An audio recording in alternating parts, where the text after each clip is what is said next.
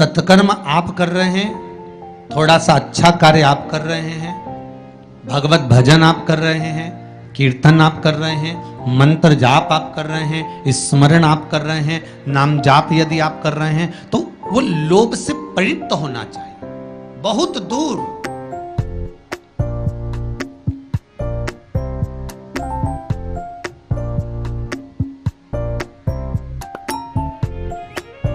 आपके भीतर वो उपजे ना।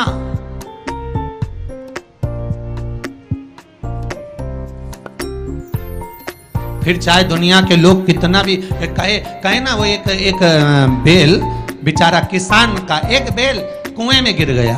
अब कुएं में गिर गया तो किसान का बेल जब कुएं में गिरा तो ये देखा कि कुएं में से बेल को निकालना है। खूब मेहनत करी किसान ने बेल को निकालने की, पर वो बेल निकल नहीं रहा था। बहुत बहुत बहुत बहुत मेहनत करने के बाद भी वो बेल नहीं निकला। बहुत अथक प्रयास करा गया पर बेल नहीं निकला।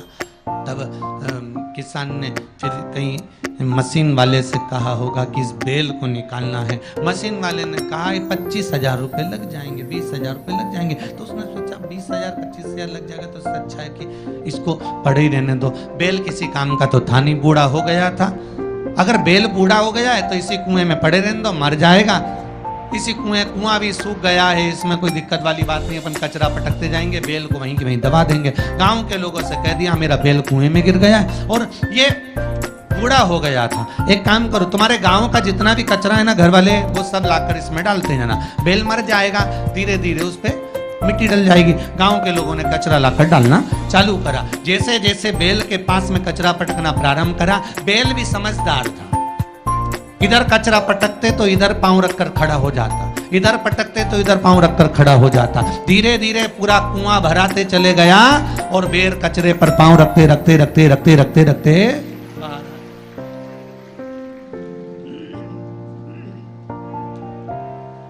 बेल कचरे पर पांव रखते रखते रखते रखते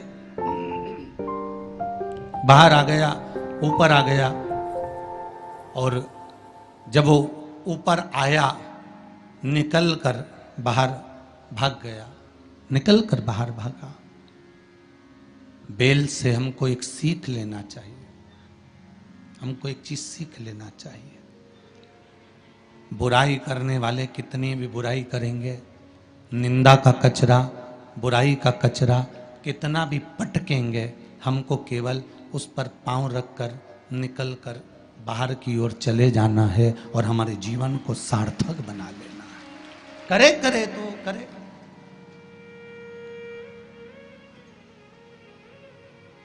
अब शब्द कहने वाला कहता रहे, ताने देने वाला देता रहे, गाली देने वाला देता रहे।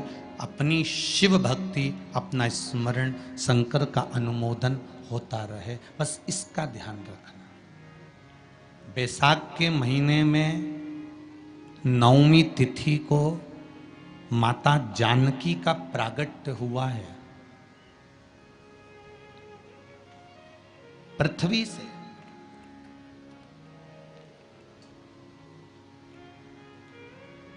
कभी एक विचार करिएगा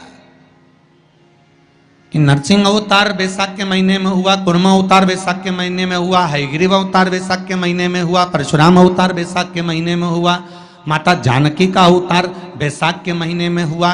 आखिर इस बैसाख के महीने में, माधव महीने में इतनी महत्वता क्यों?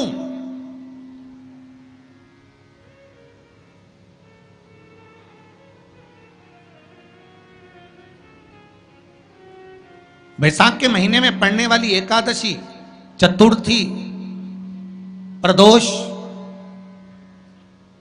अमावस्या, पूर्णिमा, शिवरात्रि, ये सभी इतनी महत्वपूर्ण क्यों हो जाती है?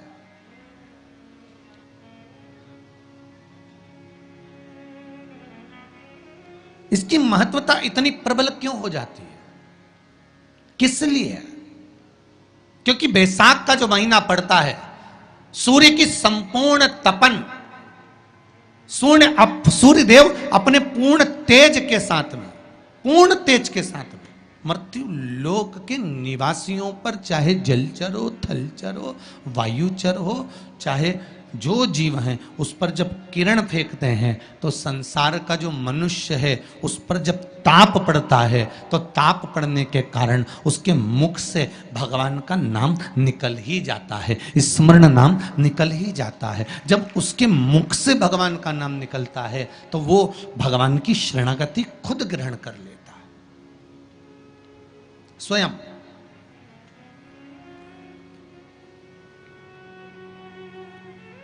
शरणागति ग्रहण कर लेना।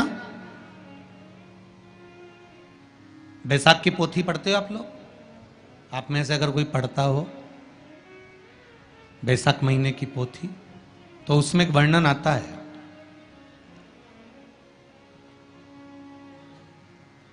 गीता प्रेस गोरखपुर के कल्याण अंक में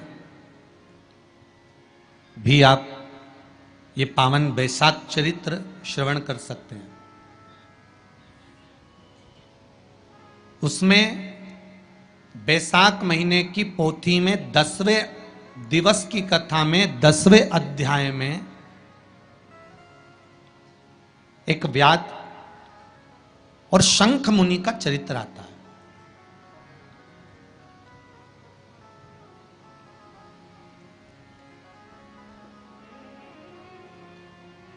शंख मुनि एक बार निकलकर भगवान शंकर के मंदिर में जल समर्पित करने के लिए जा रहे थे और शिव मंदिर की ओर जाते जाते जाते जाते जाते जाते बीच मार्ग में चलते चलते चलते चलते और वो शंख मुनि जब शिव के मंदिर में पहुंचे, शंकर भगवान के मंदिर में जाकर उन्हें दर्शन किया,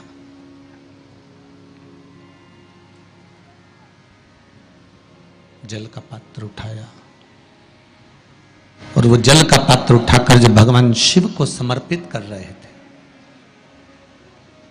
तो उसी समय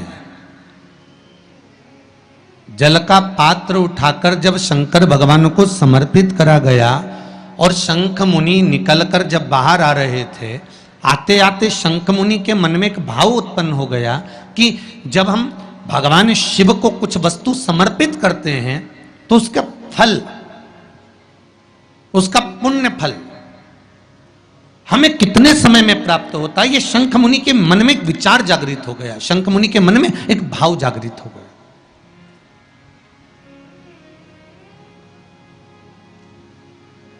कई माताएं पशुपति व्रत करती हैं, कई ऐसी भी माताएं हैं जिन्होंने 2-3 बार पशुपति व्रत कर लिए होंगे, दूसरे को बताया, उसने व्रत करा, उसका हो गया, उसको फायदा भी मिल गया, और ये 3 कर ली, उसके बाद भी कुछ ना कुछ रह गया। तो इसके मन में आया कि बताओ, मैं भी व्रत कर रही हूं, ये भी व्रत कर रहे हैं, ये भी व्रत को सुन कर रहा है, मैं भी व्रत कर रही हूं, आखिर बात समझ में नहीं आती। उसको लाभ मिल गया, मुझे लाभ नहीं मिला, उसको लाभ की अनुभूति हो गई, मुझे लाभ की अनुभूति नहीं हुई। तो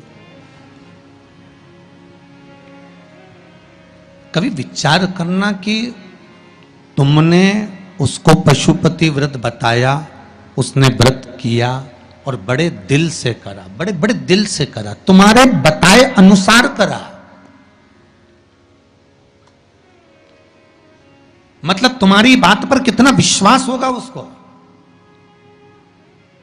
तुम्हारी बात पर कितना भरोसा होगा उसको।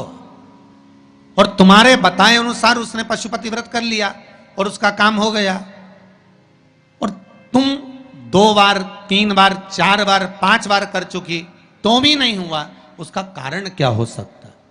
उसका एक कारण है, तुम्हारी बात पर उसने विश्वास कर लिया पर तुम अभी विश्वास पूर्ण रूप से कर नहीं पाई हो। तुमने ये सोचा है कि दुनिया कर रही है तो अपन भी कर लो। एक बार महाराज ने बोला है कर लो, देखा जाएगा, पर तुम्हारे बात में वो जागृतता, तुम्हारे पास में वो बल, तुम्हारे पास में वो जागृतता, तुम्हारे पास में वो बल, तुम्हारे पास में वो विवेक, तुम्हारे पास में वो बल प्राप्त नहीं हुआ, वो विश्वास जागृत नहीं हुआ। यदि तुम्हारे पास वो विश्वास जागृत हो जाता वो बल जागृत हो जाता। तो तुमने जब पशुपति व्रत करा उसका फल तुमको मिल जाता। अगर विश्वास जागृत होता तो फल मिल जाता।